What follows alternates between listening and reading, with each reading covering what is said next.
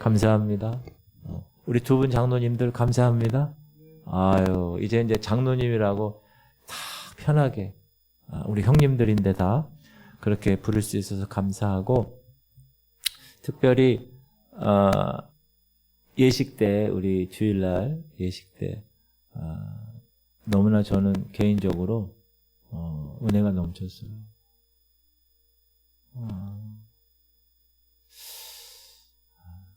감격이었어요, 저는. 여러분들은 뭐, 모를 거예요, 아마. 예수님교회에서 그렇게 훈련을 시키시고, 다윗처럼 사울 앞에서 훈련시킨 것처럼 그렇게 훈련시키시고, 생각도 못한 우리 지구촌교회 와서 3년 동안 하나님이 주신 대로 그렇게 사역을 하고, 사역의 열매를 또 장로 2분과 권사 6분을 통하여, 물론 직분 받는 것이 이렇게 눈에 보이는 것이지만 더 중요한 것은 내실을 기하기 위해서 애를 쓰고, 또 그때 목사님, 장로님, 뭐 손님들, 가족들 통해서 또 피드백을 듣고 여러 가지, 그래서 하나님께서 인도하셨구나. 여러분이 우리가 기도 많이 했잖아요. 기도 많이 했어요. 기도하신 대로 하나님께서 인도하여 주셔서 너무 감사드리고, 제가 하도 바빠가지고 월요일, 화요일 날 우리 목회자 수련회 가는 광고도 제가 못했어요. 그리고 그냥 민전사님도 당황했을 거야. 막 새벽기도 월화를 인도하느라고. 그래서 이제 거기 한 이렇게 30몇 명 정도 되는 분들과 이렇게 나누면서 또 여러 얘기도 듣고, 그래서 감사했고, 목사는 그 성도들에 대해서 자부심을 갖는 게 난 중요하다고 생각해. 그 교회에 대해서 자부심을 갖는 거. 성도들도 마찬가지고 목사에 대한 자부심이 있어야 되고 교회에 대한 자부심이 있어야 되지 않는가. 그게 하나님께서 묶어주신 이유가 아닌가라는 생각이 들었고, 그리고 앞으로도 이제 더 겸비하게 성경대로, 하나님 원리대로 그렇게 나아갈 수 있도록 교회가, 여러분들이 기도 많이 해주셔야 됩니다. 기도밖에 없어요. 기도 자꾸 해야 돼요. 기도. 이게 기도를 안 하면 이렇게 방향이 탁 이렇게 빗나가면 잘 몰라요, 처음에. 나중에 보면 각도가 나중에 커지잖아요. 그때 다시 탁 원위치할 수 있게끔 하는 게 기도거든요. 그리고 성령의 깨우침, 인사이트. 이 사이트는 보는 거잖아요. see, 보다의 명사형, sight. 거기에 부정적인 in 붙이면 보이지 않는 거예요. 우리는 보이지 않는 삶을, 세계를 사는 사람입니다. 우린 차원이 다른 사람이에요, 여러분. 저기 세상 사람들하고. 세상 사람들은 보이는 거. 사단의 특징이 보이는 거. 보이는 걸로 다 모든 걸 합니다. 그러나 하나님은 듣는 것으로 하십니다. 다 보세요. 성경을 한번 읽어보세요. 하나님은 다 듣는 것으로 얘기하세요. 말씀을 듣고. 그래서 너무 감사했고, 또 하나님의 이 길을 여러분과 함께 가게 돼서 기쁘고 즐겁고 행복합니다. 할렐루야. 네, 감사합니다. 오늘 제목 자체가 나의 힘이신 여호와예요. 여러분이 이제 그 보통 시편에 이 다윗의 시가 이 말씀이 많이 나오는데, 근데 사무엘하 오늘 본문의 22장에 이게 똑같이 나와요. 자, 한번 본문을 읽어보도록 하겠습니다. 29절부터 읽어볼게요. 시작.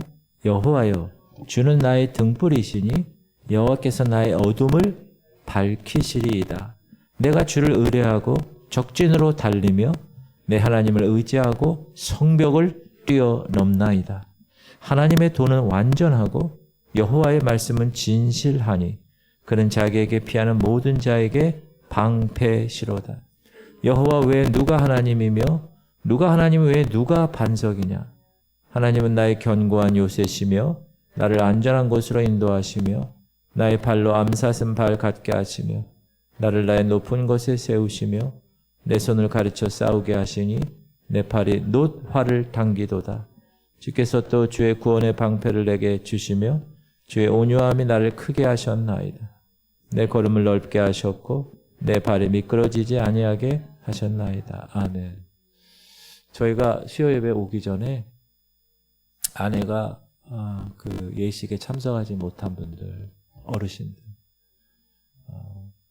수건 선물도 못 받고 이약갈비 갈비탕도 못 드셨는데 우리가 그걸 다 계수해서 갈비탕을 한번 배달합시다. 그래가지고 열심히 배달했어요. 한 분 한 분씩. 그래서 여러분 교회에서 제공하는 거예요? 제가 제공하는 게 아니고 저랑 아내는 배달만 했어요. 맛있게 드세요. 연로하셔서 못 오셨으니까 그렇게 하는 게 마음이 아무래도 좋은 것 같아요. 지난번에 말씀드린 것처럼 사무엘하 21장부터 24장 끝에는 사무엘하의 부록처럼 두 개의 이야기가 있고 두 개의 용사의 명단이 있고 두 개의 노래, 찬양이 있고 대칭적으로 구성됐다고 말씀드렸어요. 그래서 요 21장부터 24장이 다윗의 생애, 전생애를 정리해 주는 본문이라고 말씀드렸습니다. 근데 오늘 본문 22장 전체는 이 두 개의 노래 중에 가운데 첫 번째 노래입니다. 이 내용은 아까 제가 얘기했지만 시편 18편과 두세 절 차이만 날 뿐 거의 똑같이 기록되어 있습니다. 그만큼 많은 사람들에 의해서 공감되어지고 사랑받아 불려졌다는 것입니다. 첫 번째 생각할 것은 다윗이라는 인물은 환난을 통해서 하나님을 배웠다는 것. 환난. 사무엘하 기자는 다윗의 생애를 그래서 이 노래로 마무리하고 싶은 거예요. 이 노래는 언제 쓰여졌는지 1절에 기록하고 있어요. 시작. 여호와께서 다윗을 모든 원수의 손과 사울의 손에서 구원하신 그날에 다윗이 이 노래의 말씀으로 여호와께 아뢰요. 여호와께서 다윗을 모든 원수의 손과 사울의 손에서 구원하신 그날에 라고 기록되어 있습니다. 블레셋의 골리앗을 물리치고 사울에게 계속 쫓겨다니지만 위기와 고비 때마다 하나님이 건져주셨다. 그때 불려진 노래입니다. 저는 이 노래를 할 때가 다윗의 생애 중에서 신앙의 절정일 때로 봅니다. 다윗이 수많은 승리를 했고 태평성대를 누렸습니다. 그러나 그때보다 지금 이때 사울에게 쫓겨다닐 때 언제 무슨 일이 일어날지 모르는 그 순간순간마다 하나님의 구원의 손길을 경험하며 살았을 때 그때가 다윗 신앙의 절정이었다고 생각합니다. 왜냐하면 하나님을 가장 많이 의뢰하고 신뢰하고 경험했을 때였기 때문에 그렇습니다.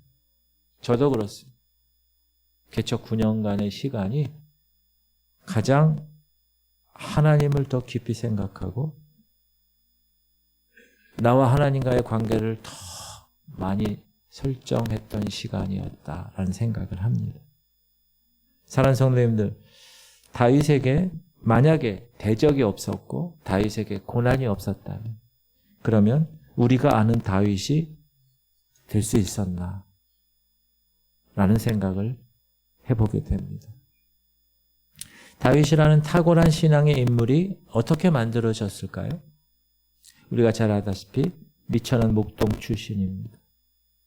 그러나 사울이라는 용광로 속에서 훈련을 받고 거기서 자기의 모든 것들이 다 용기의 사람으로, 지혜의 사람으로, 특별히 하나님 마음에 합한 사람으로 빚어지게 된 것입니다. 7절 보면 시작. 내가 환난 중에서 여호와께 아뢰며 하나님께 아뢰었더니 그가 그의 성전에서 내 소리를 들으시며 나의 부르짖음이 그의 귀에 들렸다. 환난 중에서 여호와께 아뢰는 것.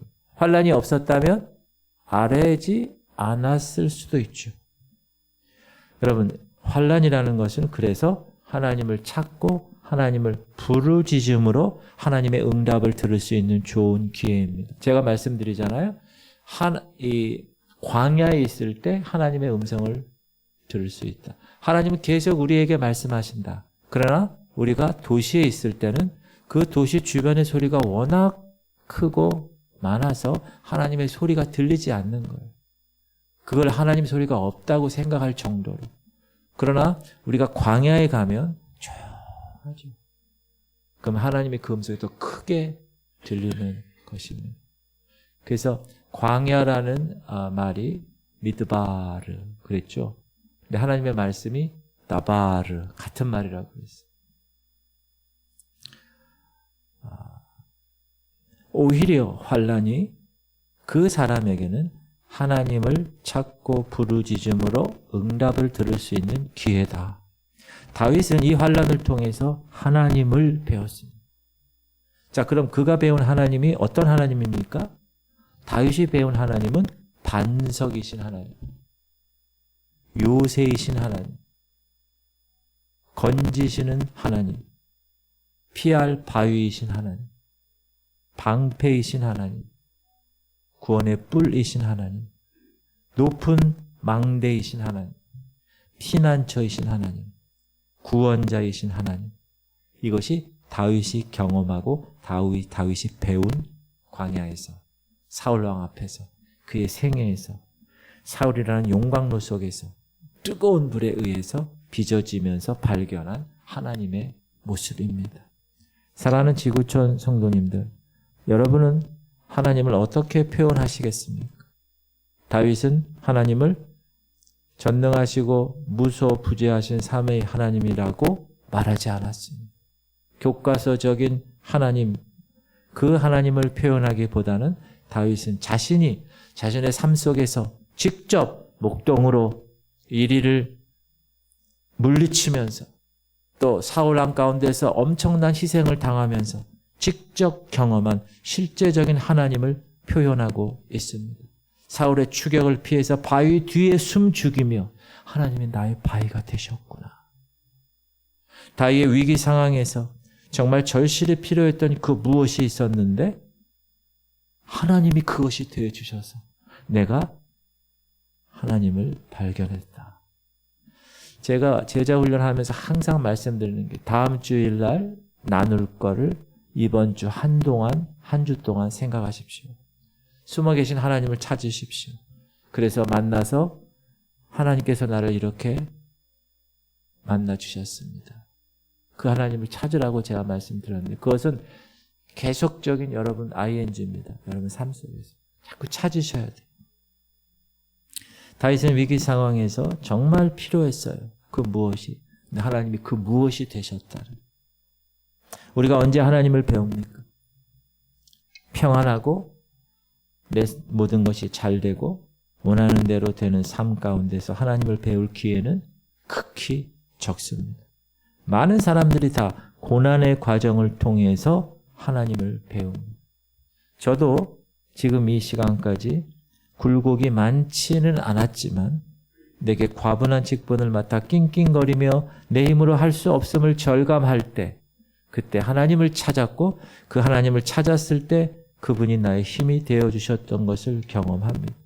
개척의 하나님, 믿은 대로 응답하시는 하나님, 재정의 자유함을 허락하신 하나님, 그것은 명정운의 하나님입니다. 그런 하나님이 계셨기에 오늘 여러분과 함께 이 말씀을 나눌 수 있다고 생각을 합니다. 오늘 본문은 아까 말씀드렸듯이 시편 18편에 나의 힘이신 여호와여 내가 주를 사랑하나이다. 그 구절이 1절로 되어 있죠. 시편 시작. 나의 힘이신 여호와여 내가 주를 사랑. 우리가 찬양하가 나의 힘이 되신 여호와여. 다윗만의 하나님이 아니라 명목사만의 하나님이 아니라 수많은 사람들이 다윗처럼 환난을 통해서 나의 하나님, my God, 그분을 경험하고 나의 힘이신 하나님, 나의 사랑이신 하나님, 그 주님을 더욱 경험하게 된 것입니다. 시편 시작. 의는 고난이 많으나 여호와께서 그의 모든 고난에서 건지시는도다. 여러분, 의롭지 않은데 하나님이 여러분을 의인으로 칭해 주셨어요. 그럼 뭐가 많다고요? 고난이 많은 거예요. 그러니까 여러분, 예수 믿었는데 왜 이래? 그러면 안 되는 거예요. 내가 제대로 예수를 믿고 있구나. 그렇게 생각하셔야 돼요. 고난이 왔을 때. 근데 그게 쉽지 않아요. 그거는 성숙한 사람만이 그렇게 할 수 있어요. 사랑하는 성도님들, 하나님의 백성에게 고난은 많다고 성경은 이야기합니다. 왜 고난이 오죠? 우리를 빚으시고 어떤 모양으로? 하나님이 원하시는 모양으로. 그리고 고난을 통해서 하나님의 뜻이 무엇이고 하나님이 어떻게 할 것인가에 대해서 배우게 하십니다. 고난 가운데서 열심히 우리를 빚으시고 다루실 때 그분은 내버려 두지 않으세요. 우리를 항상 옆에서 지켜보고 계십니다. 여러분, 고난 가운데서 하나님이 여러분을 지키고 계시다는 걸 꼭 기억하시기 바랍니다. 정말이에요. 하나님이 없는 것 같아. 모래사장에 예수님 손잡고 가는 거예요. 두 사람의 발자국이 있잖아요. 근데 어느 날 고난 가운데 빠졌을 때 발자국이 한 사람밖에 없어요. 원망하죠? 하나님은 왜 그때 안 계셨습니까? 하나님 뭐라고 그러셨다고요? 내가 너를 그때 고난 가운데 있을 때 내가 너를 업어서 그 고난을 헤치고 나갈 수 있게 했다. 그런 하나님이세요. 그 하나님을 꼭 체험하시기 바랍니다. 여러분의 하나님. 구체적인 여러분의 하나님은 누구십니까? 이현수 장로님의 하나님은 누굽니까? 제가 물었을 때 대답할 수 있어야 돼요. 이현영 장로님의 하나님은 누구십니까? 그때 뭐 다른 얘기할 게 아니라 하나님, 나의 하나님은 이런 분입니다. 이렇게 그 누구에게도 말할 수 있어야 됩니다. 그런 여러분 되시기 바랍니다. 그러려면 여러분이 찾으셔야 돼요. 그 하나님을. 발견 못하면 어떻게 내가 그분이 나의 이런 하나님이었습니다. 말을 할 수가 없지. 항상 찾아요. 그러기 위해서 항상 하나님을 의식하는 삶을 해야 돼요. 24시간. 누구처럼? 에녹처럼. 동행하다 보니까 하나님이 이제 너 너무나 귀하구나. 아예 이리로 올라와. 그리고 올려보내신 거예요. 그런 여러분 되시기 바랍니다. 다윗은 성경 속의 사건을 통해서 두 번째, 그 하나님을 나의 하나님으로 경험했다는. 여기 보면 8절에서 20절을 읽다 보면, 우리 읽진 않았는데 모세 출애굽 기사가 있어요. 한번 우리가 그 중에서 2절만 읽어볼게요. 시작. 이럴 때 여호와의 꾸지람과 콧김으로 말미암아 물 밑이 드러나고 세상의 기초가 나타났도다. 그가 위에서 손을 내미사 나를 붙드시며 많은 물에서 나를 건져내셨다. 이 구절은요, 이스라엘 사람이면 다 아는 말이에요. 이스라엘 백성들이 출애굽할 때 홍해가 갈라졌고 바람을 동풍을 부셔서 바닷물을 말리셔서 그 많은 사람들이 마른 땅처럼 홍해를 건넌 사건, 그 홍해로부터 건져내신 사건을 묘사한 말입니다. 그리고 빽빽한 구름이 둘린 시내산에서 하나님과 직접 모세가 맺은 시내산 언약, 그런 장면도 연상하죠. 자, 질문 드리겠습니다. 홍해를 건널 때 지금 이 시편을 쓴 사람은 다윗이잖아요. 홍해를 건널 때 다윗이 그 현장에 있었나요? 없었나요?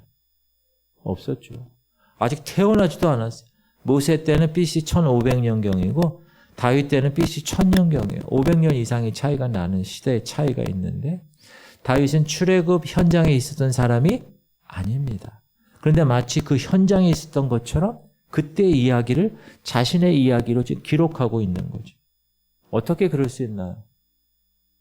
출애굽 그 문서를 도용했나요? 표절했나요? 아니에요. 요즘 레포트 쓸 때 표절 됐나 안 됐나를 그 AI를 딱 넣어가지고 표절률 몇 % 이상이면 레포트를 안 받는 그런 시대가 됐어요. 요즘 저 박사학위 할 때도 그랬어요. 박사학위 논문이 있잖아요. 그거를 그 표절 프로그램에다 딱 넣어. 돌려. 그러면 표절이 다 나와. 축축축축축축. 그럼 취소가 되는 거예요. 하기가. 지금 다윗이 그렇게 했나요? 아니에요. 다윗은 그 당시 출애굽 시대 성경 이야기를 자기가 읽고 묵상하고 그곳에 한 사람으로 자기 자신을 생각하며 성경으로 들어가 그 현장으로 들어가 그것을 자기의 것으로 만들었다는 것입니다. 여러분 이런 은혜가 여러분에 있길 바랍니다. 우리가 성경 말씀을 강단에 선포되는 말씀을 읽든지 공동체 성경을 읽든지 그 성경 속으로 들어가는 거예요. 그래서 여러분이 주인공이 되는 거예요. 그 출애굽 때 하나님이 지금 나의 하나님이 되셨습니다. 내가 경험하는 하나님이 되셨습니다 하고 선포할 수 있는 그런 여러분 되시기 바랍니다. 얼마나 멋져요. 다윗이 그렇게 했다는 거예요. 다윗은 오늘 본문을 통해서 우리가 성경을 어떻게 읽고 묵상해야 하는지 가르쳐주고 있는 거예요. 과거 성경 속의 인물들과 함께 하셨던 하나님, 그 하나님이 현재 나의 삶에도 동일하게 활동하고 계신 분임을 잊지 않고 그 하나님을 맛보아 알아가는 우리 지구촌 성도님들 되게 축복합니다. 그게 자꾸 경험돼야 돼요. 그게 경험되지 않으면 신앙이 재미가 없는 거예요. 다람쥐 채받기 쫓듯이 교회는 나가도 예배는 드려야 되고 변화는 없고 감동은 없고 이렇게 불쌍한 사람. 자꾸 내가 성경을 읽고 강단의 설교를 들을 때 그때 하나님이 지금 나의 하나님이 되어서 나의 삶을 이렇게 막 딱딱한 이 땅을 막 갈구고 계시는구나. 좋은 씨앗이 뿌려질 수 있게끔 막 가시는 거예요. 여러분 그런 삶이 행복한 삶이에요. 직분 받고 이런 거 더 중요한 거예요. 그거보다. 그래. 그래서 한 구절이라도 그 구절이 내 구절이 될 때 그렇게 한 하나님이 지금 나의 하나님이 될 때 그분은 기뻐서 항상 기쁜 거예요. 하나님 이렇게 하셨어요. 하나님 이렇게 하셨어요. 저는 한 게 하나도 없는데 하나님 이렇게 하셨어요. 그렇게. 여러분 그렇게 되시기 바랍니다. 주어가 I가 아니라 God, Lord, 주님 이렇게 주어가 바뀌시길 바랍니다. 세 번째 생각할 것은 다윗은 자신의 사명을 감당할 수 있도록 하나님의 가르침을 받았는 거예요. 오늘 읽은 29절부터 이 환난과 묵상을 통해서 하나님께서 자기 자신을 어떻게 훈련시켰는지를 노래한 내용입니다. 그럼 이 사람이 누군가 한번 맞춰보시기 바랍니다. 1번 교토 출생, 제1교포 출신. 80세 나이에도 야구장에 꼿꼿하게 서서 선수들을 지도하는 대한민국 최장수 야구 감독. 태평양 돌핀스, 쌍방울 레이더스 등 오합지졸 꼴찌팀을 맡아 가을 야구 진출을 한 장본인. 신생팀에 가까웠던 SK 와이번즈 사령탑으로 1년차의 우승. 감독 재임 기간 내 5번 한국 시리즈 진출과 3번 우승이라는 놀라운 성적으로 SK 와이번즈의 왕주 시대를 완성한 사람. 한국 최초 독립구단인 고양 원더스 감독 역임. JTBC 최강 야구에서 최강 몬스터스 감독 재임. 책을 썼어요. 리더는 사람을 버리지 않는다. 너무 멋있지 않아요? 리더는 사람을 버리지 않는다. 세월은 흐르는 것이 아니라 쌓이는 것이다. 이 사람이 누구죠? 모르시는 게 없어요. 이 사람. 김성금 감독님이 가는 팀은 항상 최상위권과는 거리가 먼 최하위권에 가까운 약체 팀입니다. 근데 그가 가는 팀은 하나같이 강팀으로 거듭납니다. 놀랍지 않아요? 감독 한 명이 갔는데 그는 최고의 재능이 아니더라도 자신이 가진 능력을 최대로 다듬어서 팀 내에서 그 구성원 역할을 할 수 있는 부분에서 최고의 성과를 만들어내도록 키워냅니다. 그런 선수 한 명이라도 절대 버리지 않고 그가 가진 재능을 마음껏 발휘할 수 있도록 길러냅니다.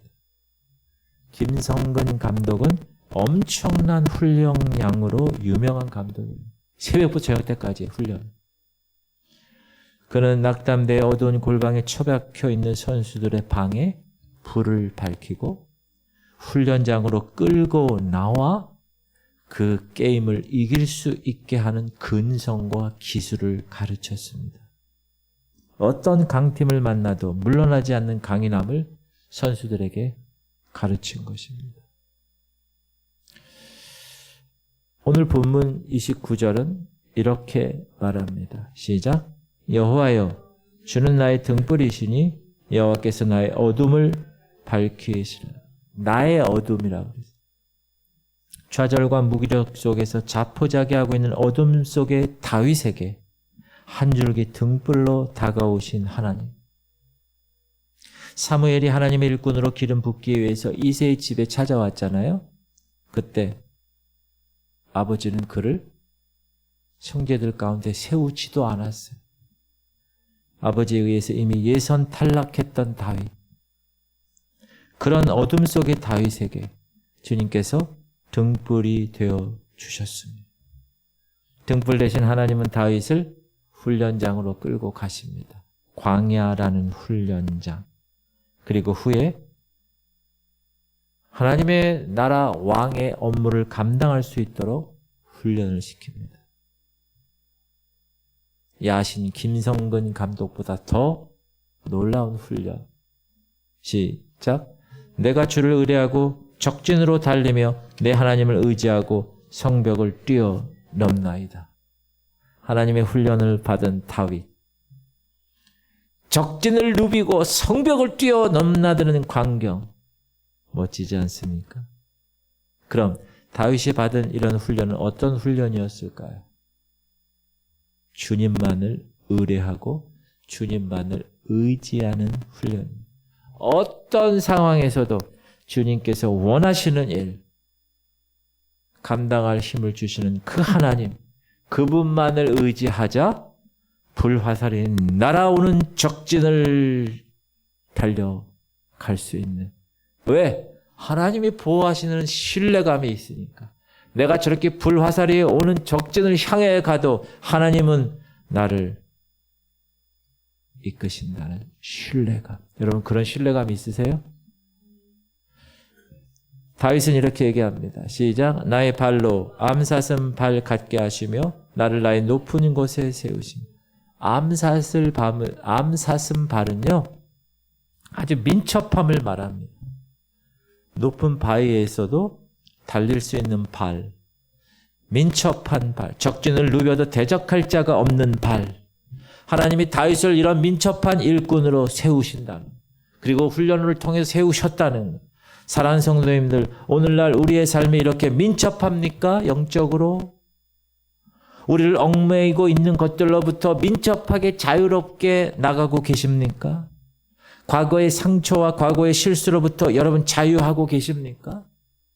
혹시 여러분 자녀들의 성적표에 자유하십니까? 취업 준비에 자유하시나요? 너는 누굴 닮아서 그 모양이냐? 이렇게 하십니까? 다윗이 아유 내가 그때 미쳤지. 아니 왜 그 골리앗과 싸우는 그 싸움에 나가서 내가 이겼어. 그래서 사울의 미움이 되었어. 아, 이 죽을 고생을 내가 이렇게 했나. 그런 후회가 한 번도 기록된 적이 없어요. 아유 내가 그때 뚝 눈 딱 감고 부하들에게 못 이기는 척하면서 그 동굴에서 그냥 사울을 그냥 옷만 자른 게 아니라 그냥 사울을 죽였으면 말이야. 내가 이렇게까지 고생 안 했을 텐데. 이런 후회를 했을까요? 아니. 다윗은 절대로 과거에 연연한 사람이 아니었습니다. 과거에 연연했다면 자유롭지 못했고 자유롭지 못하면 민첩하지 못하는 거예요. 사랑하는 성도님들, 예수 그리스도의 제자의 삶의 특징이 뭔지 아십니까? 단순함입니다. simplicity. 단순함. 제자들을 각 동네에 파송하시면서 주님은 뭐라고 그러시죠? 두 벌 옷을 가지지 말라. 두 벌 옷은요 무거워요. 가벼움을 말하시는 겁니다. 그러므로 미련과 얽매임 속에 살지 말고 하나님이 원하시는 삶 앞에 내 자신이 민첩하게 반응하는 삶 살아가실 수 있기를 주님의 이름으로 축복합니다. 이제 두 분이 장로님으로 이제 하나님께서 기름 부으셨어요. 그럼 여러분이 영적으로 민첩하셔야 돼요. 저도 영적으로 민첩하기 위해서 노력하고 있습니다. 그렇죠? 하나님의 선지자가 사무엘 시대 때 민첩하지 못해가지고 비둔해가지고 의자에 앉아있다가 아들 소식이 죽었다고 하니까 목배 부러져 죽은 그런 둔함의 영적 리더십이 되고 싶지 않습니다. 저도 민감한. 그러기 위해서 하나님께서 뽑으신 영적 리더십들은 민감해요. 민첩해야 합니다. 하나님이 원하시는구나. 그래. 우리 교회를 하나님이 이렇게 원하시는군요. 그렇게 하나님의 삶 앞에 민첩하게 반응하는 여러분 되시길 주님의 이름으로 축복합니다. 그리고 35절을 읽어보면 35절 시작. 내 손을 가르쳐 싸우게 하시니 내 팔이 놋 활을 당기는도다. 여러분 화살 중에서 가장 무겁고 가장 강력한 것이 놋 화살이에요. 이 놋 화살은 그 어떠한 갑옷도 그 어떠한 방패도 꿰뚫을 수 있는 강력한 무기입니다. 그런데 놋 화살이 만만치가 않아요. 그 놋 화살을 땡기려면 엄청난 힘과 고도의 집중력이 필요합니다. 여러분 이 활 이거 한번 해보셨어요? 어려워요. 국궁 이게 안 됩니다. 이게 땡겨지지가 않아요. 집중력과 힘이 필요합니다. 우리의 신앙에 있어서도 우리를 쓰러뜨리는 악한 세력이 있어요. 오는 사자처럼 두루다니며 삼킬자를 찾는 존재가 있다고요. 그런 악의 세력과 어둠의 세력과 싸워서 적의 중심부를 무너뜨릴 수 있는 강력한 놋 화살을 쏠 수 있는 힘을, 집중력을 키워야 합니다. 사랑하는 성도님들, 예수 믿어요. 그저 그냥 하나님 믿고 그냥 위로받고 그냥 평안함 얻는 수준에 머물러서는 되지 않습니다. 하나님 나라의 용사들로 훈련 받아서 우리는 우리를 막 그냥 덫을 놔가지고 무너뜨리기 위해서 우리 삶 속에 들어와 있는 사단의 실체 무엇인지 여러분이 정확하게 알고 놋 화살을 땡겨서 그 대적을 다 쓰러뜨려야 됩니다. 영적 전쟁의 승리자가 되어야 됩니다. 그런데 여기서 중요한 것이 있어요. 질문 드립니다. 예수께서 사단을 쓰러뜨리신 무기가 뭡니까? 기적이었나요? 초자연적인 하나님의 능력이었나요? 아니요. 예수께서 사단을 쓰러뜨리신 무기는 다름 아닌 십자가였습니다. 사망 권세를 갖고 있는 사단의 권세를 죽음으로 그 권세에 인간으로 오셨기 때문에 죽을 수밖에 없었지만 3일 후에 부활하신 그 십자가. 사랑하는 성도님들, 자기 십자가를 질 수 있는 힘과 집중력과 희생이 적을 쓰러뜨리는 강력한 영적 놋 화살임을 기억하실 수 있길 바랍니다. 그래서 여러분이 어떻게 해야 돼요? 십자가를 지셔야 돼요. 우리 제자훈련 장로님 두 분, 우리가 12주 마지막 그 12주 3단계 핵심이 뭐죠? 십자가예요, 십자가. 목사가 십자가 안 지고 군림하려고 한다. 장로가 십자가 안 지고 군림한다. 목에 힘주고. 그거는 교회를 망치는 일입니다. 십자가가 뭐죠? 내가 죽는 거예요, 내가.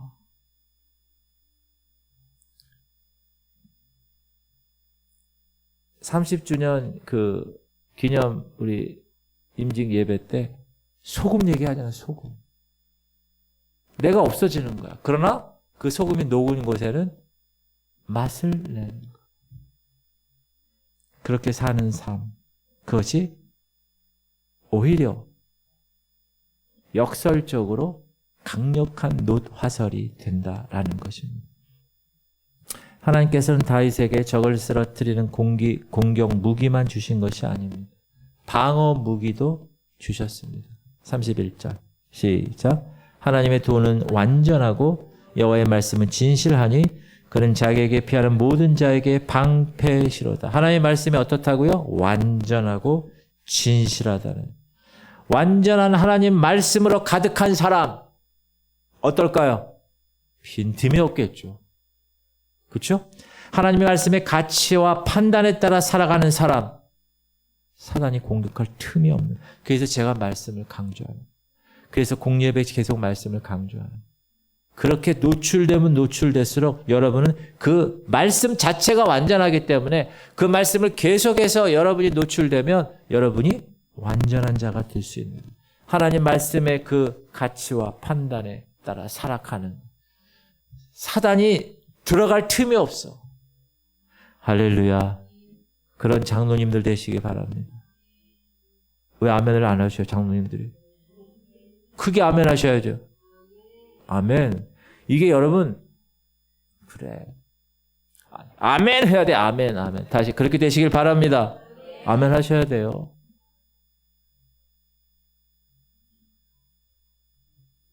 (36절) 읽어볼게요. 시작. 주께서 또 구원의 방패를 내게 주시며 주의 온유함이 나를 크게 하셨네. 여러분 하나님의 말씀으로 가득 차잖아요. 그렇게 되면 우리의 마음이 어떻게 됩니까? 온유해진다. 누구처럼?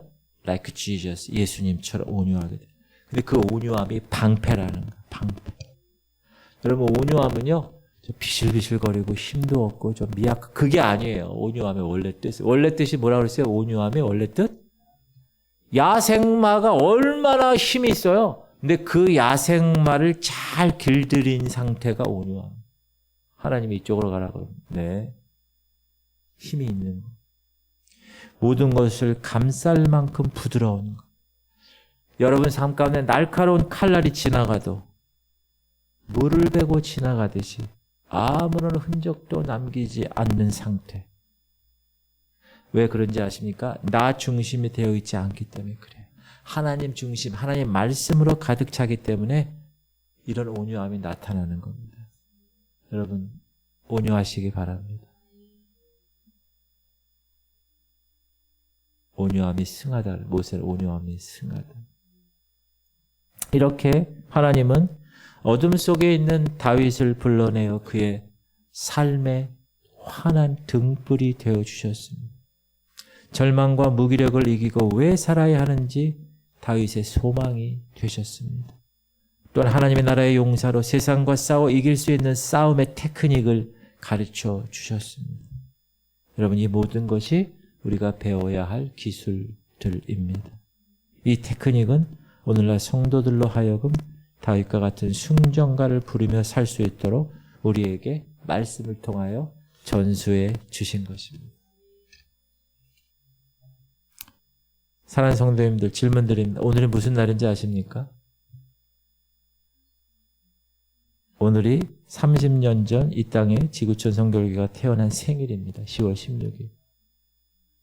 비밀번호 아세요?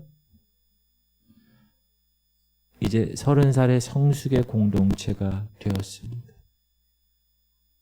2분의 장로님과 6분의 권사님도 하나님이 세우셨습니다. 바라기는 암사슴 같은 민첩함을 배우실 수 있게 바랍니다. 그것은 과거와 현재에 매인 모든 것으로부터 우리를 자유케 하는 것. 그러기 위해서는 하나님을 전적으로 의지해야 합니다. 이제 하나님만 의지하는 놋 화살을 당길 수 있는 힘과 집중력을 키우십시오. 그러기 위해서는 우리를 쓰러뜨리려는 적이 누군지 알아야 지피지기면 백전백승입니다. 그러기 위해서는 내 힘으로 내 능력으로 하는 게 아니라 내 몫에 태인 십자가를 지는 것입니다. 십자가로 승리하셨습니다. 주님. 온유함의 방패로 무장하십시오. 우리를 완전하게 하시는 하나님의 말씀, 그 말씀을 따라 생각하세요. 그 말씀을 따라 행동하세요.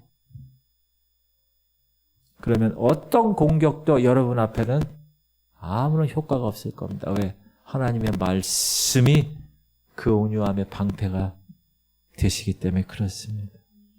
나의 힘이신 여호와여, 내가 주를 사랑하나이다. 이 고백이 우리 모두의 고백이 되기를 축복합니다. 오늘이 무슨 날이라고요? 생일이에요, 생일. 옆 사람은 인사하세요. 생일 축하합니다. 여러분, 이렇게 수요 예배 와서 이 생일날 깨닫고 하나님께 감사할 수 있는 거는 축복된 삶이에요. 축복의 주인공 되시기 바랍니다. 기도합시다.